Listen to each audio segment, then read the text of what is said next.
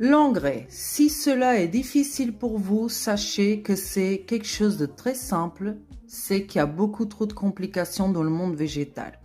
Vous voyez ici deux engrais qui sont différents et ne pensez pas qu'une plante d'intérieur ne reconnaît pas, parce que non, elle ne reconnaît pas, elle ne sait pas ce que c'est, qu'est-ce un engrais succulent de cactus ou orchidée.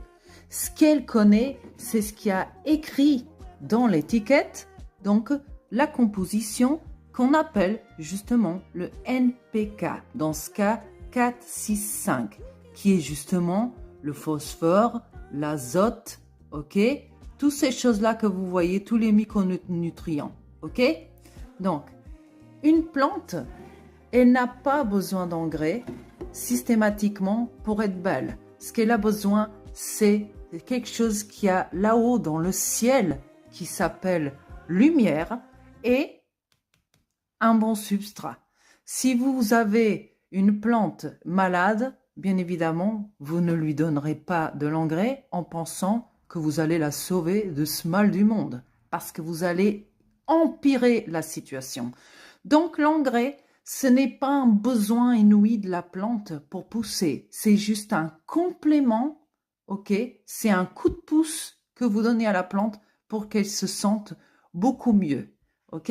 Et qu'est-ce qu'il va faire le engrais? Il va justement, le NPK comme il dit, il va soit améliorer le système racinaire, soit il va améliorer le système aérien, donc foliaire des feuilles, soit il va améliorer éventuellement une petite floraison, donc dans le cas par exemple des orchidées. Donc c'est à ça que ça sert l'NPK.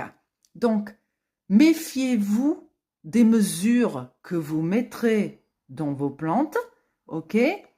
C'est pas génial de prendre le flacon et de prendre comme ça et mettre n'importe quoi. Vous avez quelque chose derrière qui explique, ok, combien de solubles dans l'eau, ok, combien de quantité vous allez mettre dans l'eau.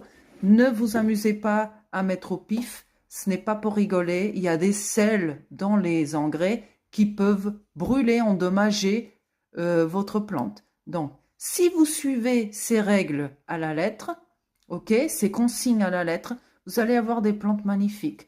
Le mieux, c'est toujours et toujours d'avoir une luminosité optimale et un substrat bien drainé de bonne qualité. Si vous misez sur ça, vous misez sur la perfection de la croissance de vos plantes. Allez, je vous dis à bientôt.